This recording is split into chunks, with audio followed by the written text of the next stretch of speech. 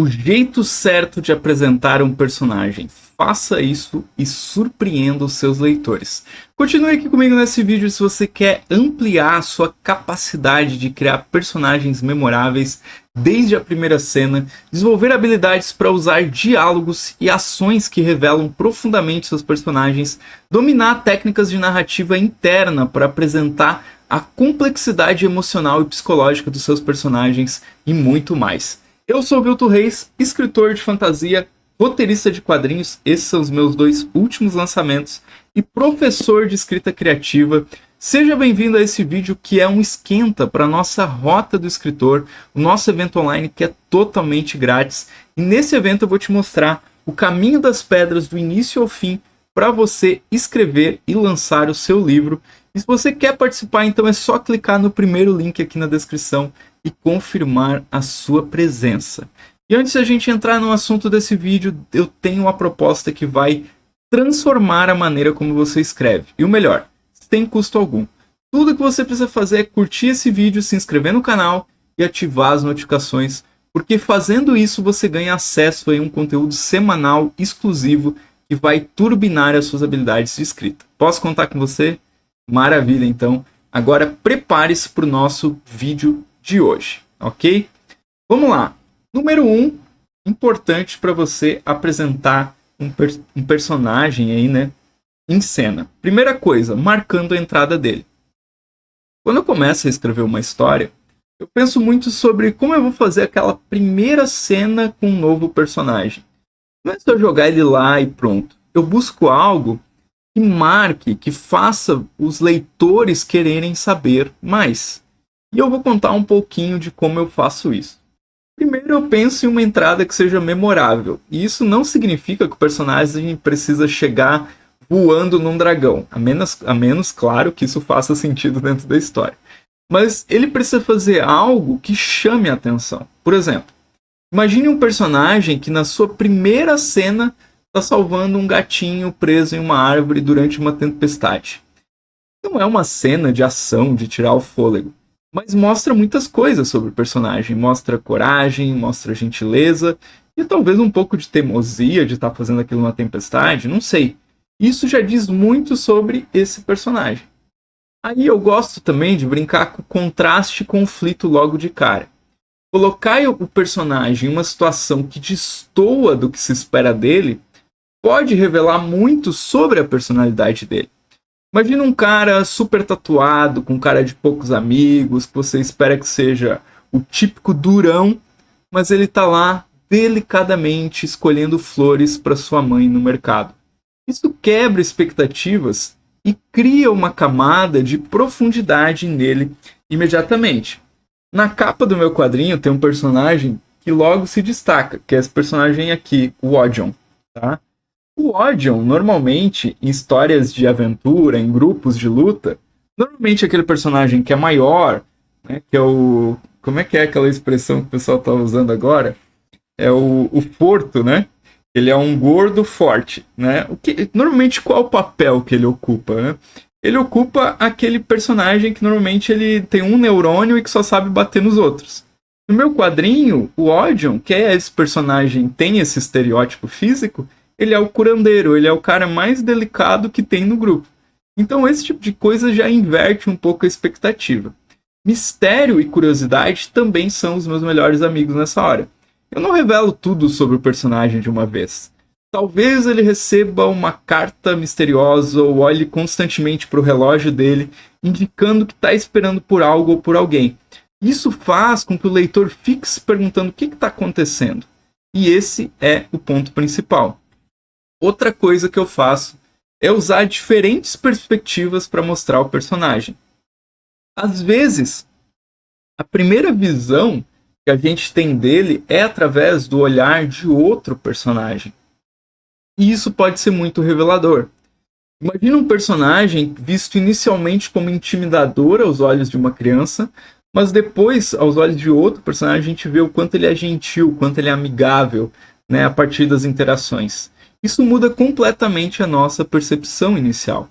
E por último, mas não menos importante, eu gosto de usar elementos visuais e simbólicos.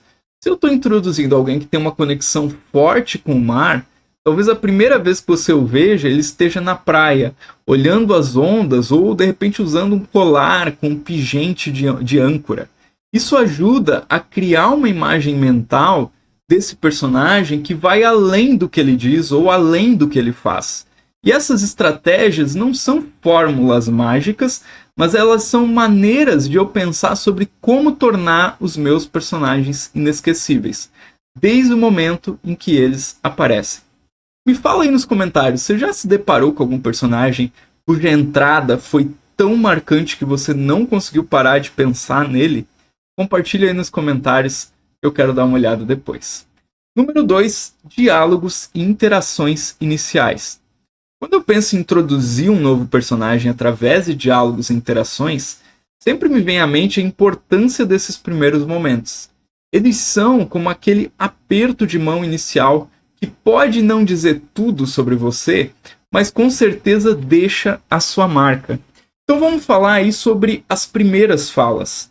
Essas falas, elas são preciosas. Uma boa linha de abertura pode realmente definir quem é o personagem. Não precisa ser alguma coisa de outro mundo, mas alguma coisa que capture a essência dele. Pense em alguém que, ao entrar em cena, faz uma observação assim certeira, ou até uma observação irônica sobre a situação em que se encontra. Isso já me diz que eu estou lidando com alguém que é observador, e possivelmente com uma tendência ao sarcasmo. Agora, sobre a dinâmica com outros personagens, isso é ouro puro. A forma como um novo personagem interage com os já conhecidos pode revelar tanto sobre ele. Por exemplo, se ele é confrontado por um personagem estabelecido e responde com calma e inteligência, isso mostra que é alguém que não se abala facilmente. Ou se ele imediatamente se junta à brincadeira ou à discussão do grupo, isso indica que ele é sociável, talvez até um pouco audacioso. E falando em audácia, em humor, em sarcasmo, essas são ferramentas incríveis nesse arsenal. Uma tirada engraçada ou um comentário sarcástico na hora certa podem não só aliviar a tensão, mas também criar uma conexão instantânea com o seu leitor. E eu particularmente adoro quando o personagem usa o humor para desarmar uma situação tensa ou para estabelecer rapidamente o seu território em uma conversa. Conflitos verbais, então, nem se fala, né? Eles são uma maneira fantástica de jogar luz sobre os valores e a personalidade da personagem. Uma discussão que seja acalorada sobre um tema aparentemente banal pode revelar princípios fundamentais do personagem, como justiça ou lealdade. E isso, claro, sem precisar de uma pancadaria ou de um confronto épico. Às vezes, as palavras cortam mais fundo. Por fim, os segredos e o subtexto, né, é uma coisa que eu gosto muito, tá? Aquilo que não é dito explicitamente. Uma pausa desconfortável, uma troca de olhares que dura um segundo a mais, uma resposta evasiva. Esses detalhes sutis podem sugerir conflitos internos, segredos obscuros ou até mesmo lealdades questionáveis. Eles adicionam camadas de profundidade e complexidade ao personagem sem precisar de um monólogo interior. Cada uma dessas técnicas tem o poder de transformar uma introdução de personagem de algo meramente funcional para algo memorável, para algo significativo. Então isso é fundamental. Mas e aí, tá curtindo essas dicas? Então não perde a chance que eu falei lá no começo do vídeo.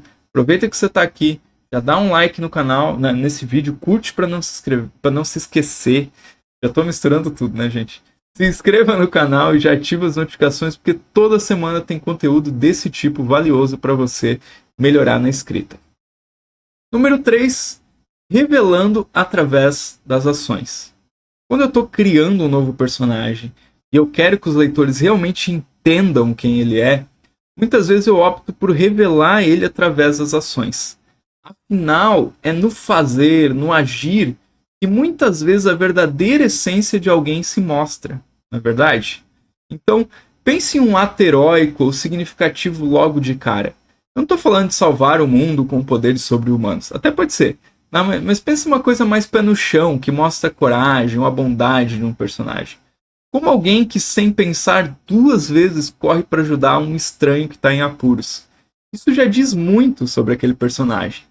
Então mostra que essa pessoa tem um coração de ouro, mesmo que depois ele tente se esconder atrás de uma fachada de indiferença. Agora, sobre reagir sob pressão. Isso também é algo muito revelador. Uma situação inesperada pode mostrar se o personagem é do tipo que mantém a calma ou do tipo que se desespera, por exemplo. Imagina só, numa situação de crise, ele começa a organizar todo mundo, começa a dar ordens, mostrando aí uma liderança nata. Ou ao contrário, talvez ele revele uma vulnerabilidade inesperada, algo que ele nem sabia que tinha. E isso nos faz conectar, né, com o porquê, né? Por que quem de nós não, né? Quem de nós que não tem essas inseguranças? Isso faz a gente se ligar com o personagem. E quanto aos interesses e hobbies únicos, eles são uma espécie de janela para a alma do personagem. Um cara que passa o seu tempo livre restaurando carros antigos, por exemplo, pode ter uma paciência e atenção aos detalhes que você não veria se ele tivesse apenas sentado no escritório. Ou alguém que adora coletar discos de vinis raros, indicando uma paixão pela música e talvez até um toque de nostalgia pelo passado. As contradições e complexidades, então, são o tempero da vida, né? Um personagem que pode ser um advogado renomado que luta pela justiça durante o dia e de repente à noite ele se transforma em um grafiteiro que deixa sua marca pela cidade. Essa dualidade mostra que nem tudo é luz e sombra, que as pessoas podem ter múltiplas camadas, contradições que as tornam infinitamente mais interessantes. E não podemos esquecer dos símbolos e objetos. Um objeto carregado sempre por um personagem pode ser um elo direto com o passado dele, ou com algo que ele valoriza mais que tudo. Uma medalha de um avô que foi herói de guerra, por exemplo, pode ser um lembrete constante do valor, da coragem, do sacrifício, inspirando aí as ações daquele personagem. Então, essas são maneiras que eu uso para tornar os meus personagens vivos, tridimensionais, fazendo os leitores se importarem mais com eles, torcendo por eles, ou até mesmo amarem ou odiarem esses personagens. Agora me diga, você já se pegou admirando um personagem por algo simples que ele fez? Algo que talvez nem tenha sido uma grande cena, mas que revelou tanto sobre quem ele é? Me conta aqui nos comentários que depois eu vou querer dar uma olhada. Número 4. Uso de narrativa interna. Quando eu mergulho na criação de um personagem, eu gosto muito de usar a narrativa interna dele. É como se eu pudesse entrar na cabeça dele e realmente mostrar ele para o leitor. De uma forma bem íntima. De uma forma a mostrar quem ele realmente é. Isso é algo que só a literatura tem. E a gente tem que utilizar isso. A narrativa interna permite que você traga à tona pensamentos, sentimentos, dúvidas e sonhos que de outra forma iam ficar ocultos. Então eu começo pelos monólogos internos, né, aqueles momentos em que o personagem está lá conversando consigo mesmo. E esses monólogos, eles são, né, como eu já usei essa expressão, né, uma janela para a alma do personagem. Eles revelam aí uma perspectiva única, mostrando como que ele interpreta o mundo ao redor dele. Imagina só, você está lá, lendo sobre um personagem que por fora parece totalmente tranquilo numa situação tensa, mas por dentro ele está um turbilhão de preocupações e estratégias. Isso não só adiciona profundidade ao personagem, mas também cria uma espécie de conexão única, né? Porque quem nunca se sentiu assim? Então isso é importante. E as dúvidas e os medos? São ingredientes para criar empatia com o seu personagem. Compartilhar os medos dele, seja algo grande, como o medo de falhar em uma missão importante, ou uma coisa pessoal, como o medo de perder alguém querido, faz com que esses personagens se tornem reais, se tornem pessoas. E aí o leitor começa a torcer por ele, porque quer ver ele superar esses obstáculos. De certa forma, os medos deles ressoam com os próprios medos dos leitores. Os sonhos, as aspirações são outra camada ainda dos personagens. Através dessa narrativa interna, você pode mostrar o que motiva o personagem, o que ele deseja alcançar ou mudar na vida dele. Isso dá ao personagem uma direção, um propósito. E aí você acaba se envolvendo na jornada deles, querendo que eles realizem esses sonhos, porque você entende o quanto isso significa para eles. As percepções e julgamentos são igualmente importantes. Como o personagem vê os outros ao redor dele, como ele interpreta as ações e palavras dos outros. Isso pode revelar preconceitos, lealdades, inseguranças ou até mesmo uma admiração que ele não expressa abertamente. Então, é fascinante ver como dois personagens podem interpretar a mesma situação de maneiras totalmente diferentes, baseadas nas experiências passadas e nas crenças pessoais deles. E falando em experiências passadas, os flashbacks ou memórias são uma ferramenta poderosa. Eles oferecem contexto para o comportamento ou para as emoções do personagem. Uma memória de infância, por exemplo, pode explicar por que ele tem medo de água ou por que ele valoriza tanto a lealdade. E esses fragmentos do passado são peças do quebra-cabeça que, quando colocados juntos, formam a imagem completa do personagem. Essa viagem ao interior dos personagens através da narrativa interna é uma das minhas partes favoritas da escrita. Ela permite que eu mostre todas as facetas, todas as complexidades, todas as contradições que fazem cada personagem ser único. E agora se prepare, porque no próximo tópico a gente vai mergulhar ainda mais fundo, explorando como as relações e interações moldam e revelam ainda mais sobre os nossos personagens, e você não vai querer perder. Número 5. Estabelecendo conexões emocionais.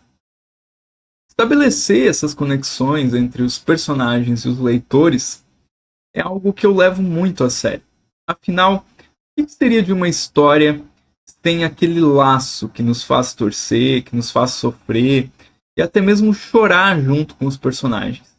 E tem algumas maneiras que eu descobri que funcionam melhor para criar essa mágica. Primeiro, eu falo sobre a empatia imediata. Isso pode ser alcançado de várias formas, mas uma das que eu mais gosto é colocando o personagem em uma situação universalmente compreensível. Quem nunca se sentiu, por exemplo, deslocado? Uma cena que o personagem está nervoso no primeiro dia, em um novo emprego, em uma nova escola, em um novo grupo, pode criar de imediato a reação do leitor de eu entendo o que essa pessoa está passando. Aí depois tem a questão da vulnerabilidade, das forças. Revelar um medo profundo ou uma insegurança logo de cara faz o personagem se tornar real, mas ao mesmo tempo mostra uma força, como a capacidade de rir de si mesmo nessa situação. Isso adiciona camadas. Você começa a respeitar esse personagem e até a se identificar com ele. Os desafios e a superação também são cruciais para qualquer história. Nada cria mais empatia do que ver alguém lutando contra as adversidades. Pode ser algo tão dramático quanto enfrentar o medo de falar em público, ou tão simples como tentar consertar um relacionamento rompido. Quando o personagem dá aquele primeiro passo, por menor que seja, você está lá, torcendo por ele. E relacionamentos significativos também são chave. A maneira como o personagem interage com a família dele, com os amigos ou até com os rivais revela muito sobre ele. Uma conversa carregada de subtexto com um parente pode mostrar anos de história sem precisar de um flashback.